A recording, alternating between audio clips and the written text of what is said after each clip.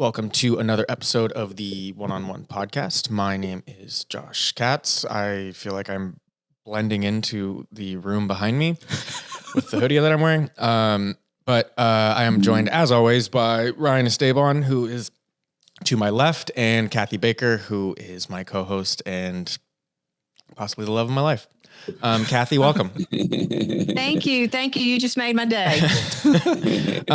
So before we introduce our guest, I want to introduce, we were already talking about this off camera, where he's from, because I know we'd like to keep this as evergreen as possible, but yes.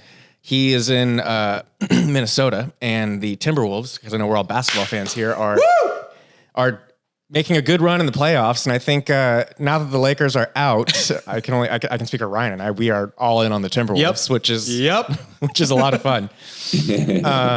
So Paul Ekstrom, who is our broker owner of Realty ONE Group Choice, is joining us today for a number of reasons.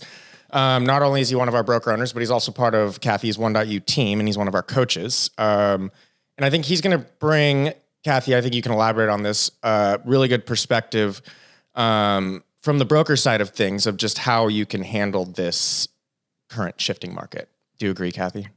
Yeah, I'm just so excited. And we were talking earlier, Paul, about there's buyers markets and sellers markets, but I believe what we're in right now is skill-based and knowledge-based, and there's no greater example of that. And you've exemplified that on so many of our internal calls where you've stepped ahead with this NAR situation. But more than that, your coaching is more about profitability. It's about making your mark, increasing your footprint, and just doing great things. So we're honored to have you not only as a part of ONE.U, but more importantly on the podcast today. So thank you. Josh, what episode is this? Is this like 71 or 72? Don't think we're quite there yet. I think this is 67 or 68. I'm ahead of myself. Yeah. Okay. So we're deep into season 3 though. Yeah. But yeah, anyways, Paul, please. Hi, welcome. Thank you. Glad to be on board here today. Thanks for inviting me. So maybe kind of give us, before we get into the weeds of it all, kind of give us your background with Realty ONE Group. Okay. So I was with the competitor that has red all over. So there's no red allowed in our office, or I have no clothes that are red or anything else like that. But I was with Keller Williams for 10 years. Mm-hmm. Had a large real estate team and got approached, got a phone call. And it was funny because I always tell people I never answer my phone. I just wait. If they're really a true, legitimate contact, they'll leave a message and I'll call them back, Agreed. And so I picked up the phone. I don't know if it was accidentally or whatever, but it was a telemarketer for Realty ONE Group, setting up appointments for Aaron Dahlgard at the time to come meet with different prospective franchisees in Minnesota. And so I accepted that, set up an appointment with Aaron, sat down, was with him for about 2.5 hours, talked about everything besides buying a franchise and things like that. But I learned a lot about Realty ONE Group. And then it was about 3 weeks later, a month later, he called back and he said, we're setting up a VIP tour in December at, this was the old hub in Irvine, I think it was. Wasn't it, Kathy? Yeah. Yep. Yeah. And so went there for that. And Vinny had started a month before I got there. So this is in 2017. Oh, you and I started at the same time then. I started in October. Yep. And the funny thing is there was 26 people that were at the VIP tour. I was the only agent. The rest of them were all existing brokers. Interesting. And I was so overwhelmed and duck out of water. And what am I doing here? There's no way. But I love everybody that I met, got to meet Kuba at that trip, and got sat next to Vinny at dinner that night at Javier's, which is still one of my favorite restaurants when I go to LA. It's wonderful. That sounds about right.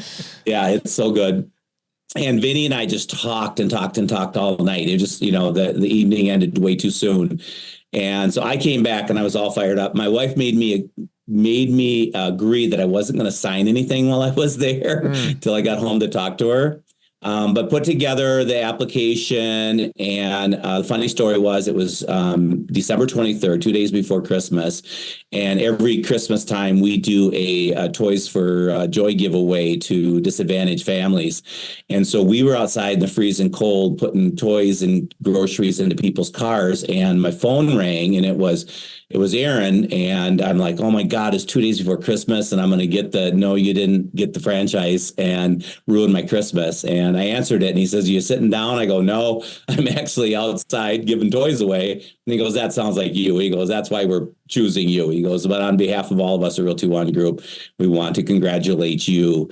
And I know that there was 87 offices total, including the corporate offices at that time. But just to kind of get an idea how much change I've seen in my 6 years. So pretty crazy. We opened up, our soft opening was March of 2018, and then hard opening when our office was finished in May of 2018. So we just had our 6th anniversary. And you have 2 offices, right? Yeah. Andover, which is a northern suburb of the Twin Cities, and then Alexandra is a lake. We have a lake place up there 2 hours northwest of the Twin Cities. So we put an office up there. And that one, there's what, 200 agents total in that market up there. The biggest office has 16 agents, and we are a year and a half in, and we just signed our 8th agent up there. So we're pretty excited about that. That's awesome. Congratulations. Yeah. Thanks. Kathy, so in those just over 6 years, we have seen Paul jump from being a broker owner to now coaching brokers and owners. So my question for you, Kathy, is what did you see? Like, how have you seen Paul's growth to the point where he is now teaching our other broker owners? It's just he's a natural born leader, and we see it everything. We were joking earlier. He can't keep the mute button on, and it's that gift. It's that gift of leadership and that gift of insight. And as most true gifted leaders, he can't hide it, and it just surfaces. And he has a wonderful following. So I would probably dare to guess, Paul, a lot of what you learned, you're a lot like me. Real estate kind of teaches you both business and life lessons. And ownership does it at like a warp speed, right? Of it's, that wasn't a good idea. I know that we made a great choice, pun intended, when you joined us. So we are certainly glad to have you. But right now, in this changing market, we're seeing a lot of what we did in the pandemic. I think you'll agree with that, where a lot of broker owners and a lot of leadership is kind of hiding due to just current situations and current things that are going on.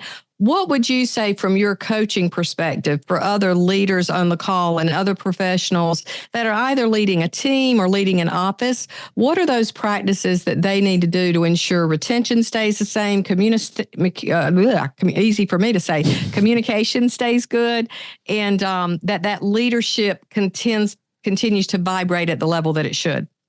Yeah, I think the biggest thing is being proactive, and so when I saw the, first was the lawsuit that was, and I'm not an attorney by any means, but when the lawsuit was announced 4 or 5 years ago, whatever it was, and everybody kind of put it in the back burners. But then back in October, and I think in everybody that I had talked to, it was kind of like, oh, there's no way that they're going to win, blah, blah, blah, and everything else like that. Well, then all of a sudden we get that announcement in October that they actually did win. And then subsequent the award at that time, and then treble damages and everything else. I looked at all that, and I'm always looking for opportunity. The one thing that's consistent in real estate is change. We know it's going to change. 2020 and 2021, the pundits out there who said, "Oh my God, we're going through the best real estate market in the world," and all I can think of is, okay, it's not going to last. Yep. Okay, so we have to be prepared for this when it's going to change and when it's going to end. Wasn't expecting to see interest rates double in about a 30, 45 day period of time, but it's consistently going to see changes. And the way I look at changes immediately is, how can we find an opportunity out of this change? How can we lead our team through these challenges and come out on top? And that's the way I just take a look at things. So I look at that as an opportunity. And that's what we did. We really took a proactive approach when the lawsuit and the subsequent settlement was announced, we took a huge proactive approach in getting our agents prepared. And I'll tell you what, Kathy, you said about retention, that unequivocally created dynamite retention for us, because my agents, I've had so many appreciative remarks and conversations and emails and everything about thank you for putting them in the forefront. We have a lot of agents that are in networking groups with agents from other brokerages. And so we have found out what our other competing brokerages have been doing, which is nothing. You know, we had one of the agents at a RE/MAX office that is in a coffee club. I know we're going to recruit her. We've been trying for 2 years, but someday she's going to join us. But she finally went to her broker and said, when are you going to do something? I'm in a coffee club, and Realty One Group Choice has provided all of their agents with a workbook and scripts and worksheets and all this kind of stuff, so that their agents are prepared, and you guys haven't done anything. Yep. And so, you know, I knew that was great for retention. So I kind of teeter on sometimes, you know, maybe not doing the most politically correct thing, but I did use it as a recruiting piece too. And it actually has created some great engagement. We've had 2 agents that have joined us because of, I started sharing the workbook that I created with some of our top 500 agents that we're recruiting. Smart. And we've had 2 join us. And then I've had right now in discussions with 3 other ones. And they've all been, so appreciative of me sharing that. I've shared it with, as Kathy talked about, in other Waking Up to Win and podcasts and the NAR lawsuit, Waking Up to One podcast that I jumped in on. I shared that in the chat box also to other Realty One Group offices. And then there's about 200 Realty One Group brokers that probably know me because they're sick and tired of seeing my emails coming over to them all the time talking about my coaching platform. I shared it to those brokers too. So I certainly haven't hidden what we've created. I haven't hidden behind like the rest of the brokers are. I took a forefront because I want our agents to, be ahead of the game. Kathy, I know you have used the word multiple times, cleanse, during this time in the industry. And I think retention is so important because as we cleanse out the agents that had 1 foot in and 1 foot out, and the ones that are going to last are the producing agents, are the talented ones, right? You're retaining those agents. You're grabbing them. They trust you. They know that they're getting the right resources and the right support. And so I think as we come out of this, that's such a vital move on your part, Paul, because you have grabbed not just agents, you've grabbed producing agents.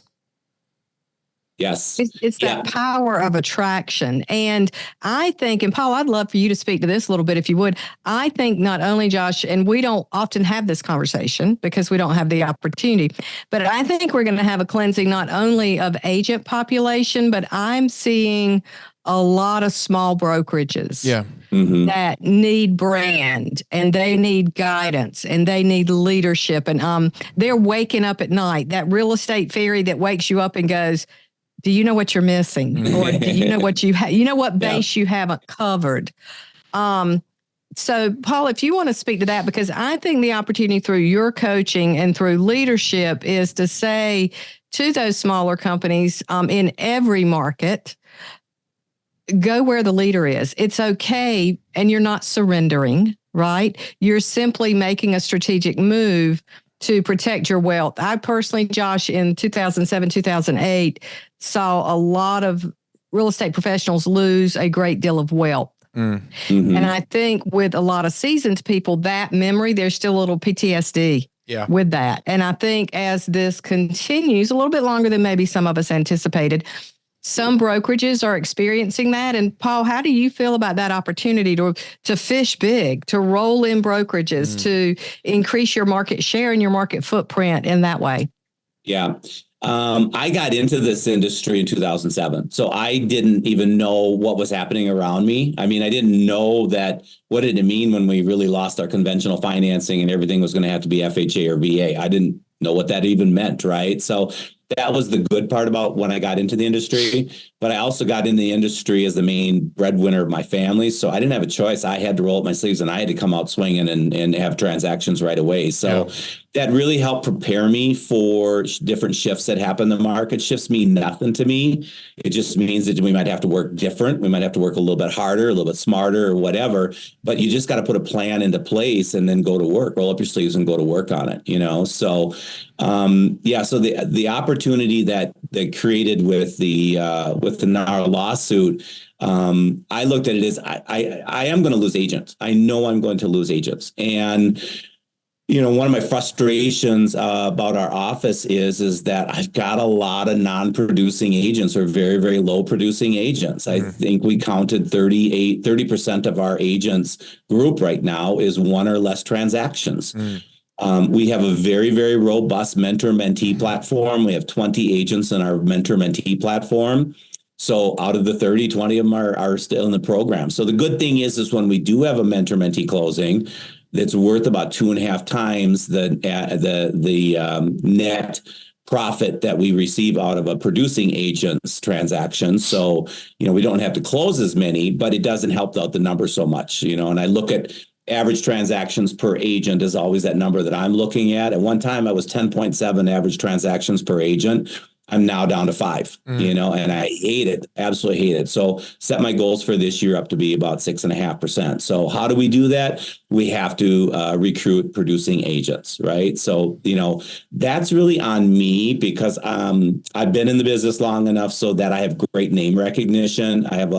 I'm highly respected in our market. So when people see something coming from Paul, chances are they're going to listen to what it would be. But I take a proactive approach because I don't have a lot of time on my schedule to do a lot of recruiting. So I shoot 5 videos a day. I do it 3 days a week, and my videos are going out to producing agents. Ones I probably had a transaction somewhere in the past, so I can have a great conversation with them. Quick little 45-second to 60-second video that I put out there.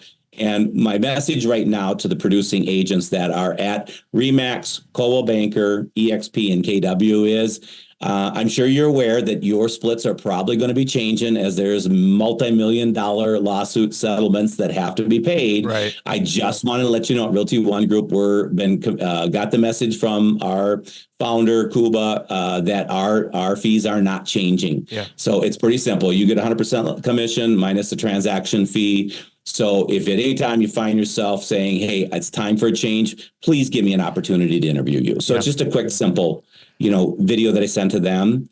And then what I did is identified 200 brokerages, small brokerages in the Twin Cities market that were between 2 to 10 agents.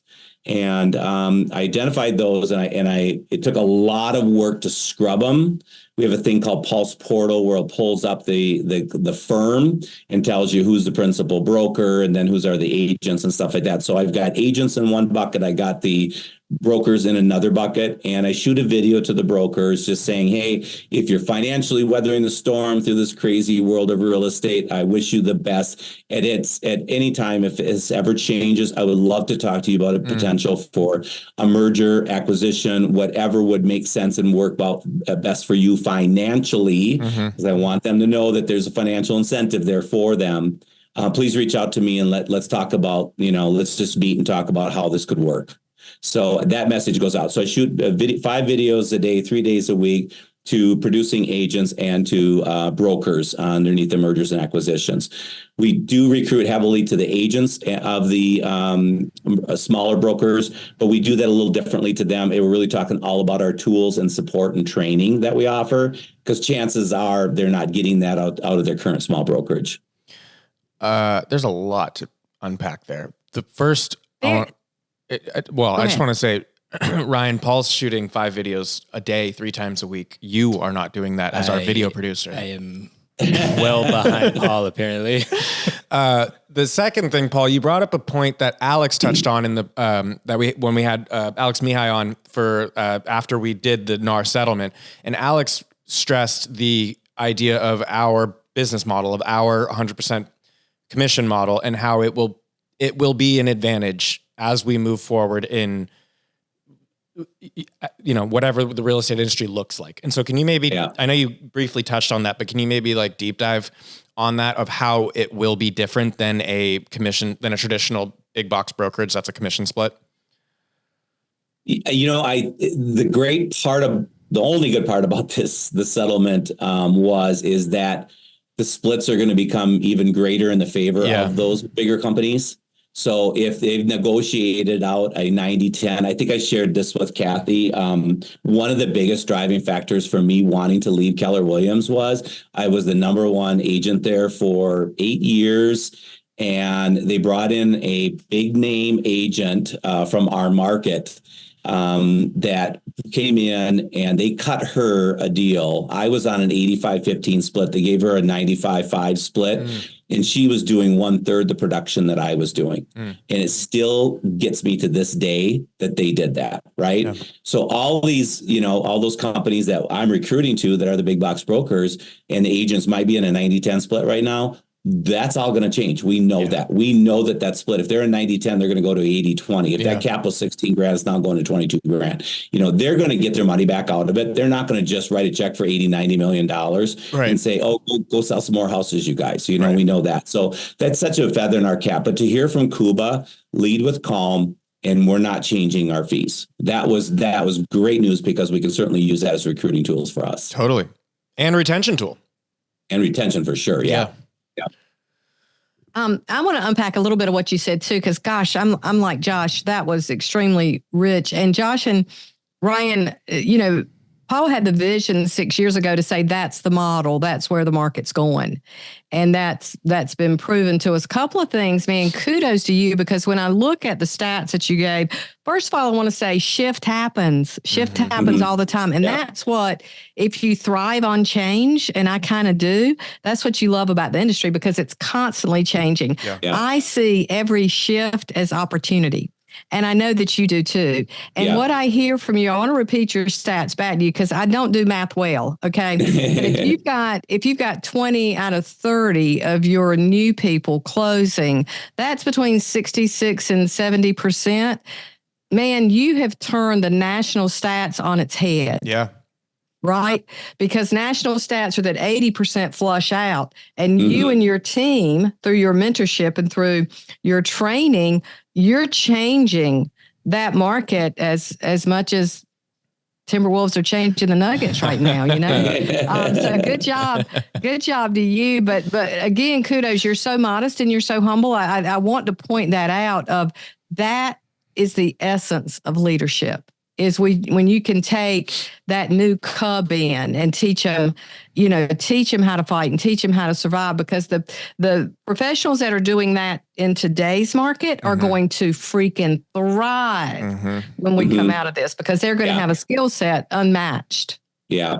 Yeah. We had a transaction last weekend. I came in on Saturday to do a couple things, and one of our brand new agents was here writing his first purchase agreement. I remember my very first purchase agreement and how the broker at KW helped me get through it. Right. So he's like, okay, I got a tough one. I'm helping my son buy his very first house. I'm going to give up my commission to help him use it as closing cost and all this kind of stuff. He goes, but I said, oh, what's the price on the house? It was $275. Well, our average sale price is $425. We don't have 275 houses, right? I said, well, what is he approved for? What can you offer? He goes, $280. I'm like, oh, 5,000 over a 275 house. There'll be easily 30 to 40 offers on this property. We created a bunch of office clauses, things as simple as the agent coming over to volunteer to help a seller clean out their house or move their stuff into a loading truck. I mean, it was a number of different things to try to help a buyer's offer sound better. We chose 3 clauses that we added it into the offer, and they got the house. He texted me on Sunday and says, we got the house. So That's it was cool. So cool to see that. And he got his first closing. And of course, we got some mentee income out of it too. Yep. So that's really cool. I mean, I love hearing stories like that. And I think, Paul, I do too. And we've had, I think something that's so great about this brand, Kathy, and a lot of the coaches that you recruit for ONE.U is they all have a very similar mindset, which is they're not fazed by change at all. And so many of you see it as an opportunity. And I just think that that's how you're going to continue to be this successful leader, and how you're going to continue to build up successful leaders in this company. So we really do thank you, Mhm. Paul. Yeah. Yeah. But You yeah, exemplify culture and professionalism and a wonderful service. We're going to make sure we provide that information for everybody. and I Thank think you. work Thank you. ethic too. I mean, I think that's I mean, how many times did Paul say in this episode that it was just, roll up your sleeves and you just have to get your hands dirty. It's just part of it. Right. So, I mean, yeah, I've learned a lot in the last 30 minutes. So thank you for joining us, Paul. Yeah, I think our audience is going to love this, but yeah, we really appreciate it. Yeah. Thank you.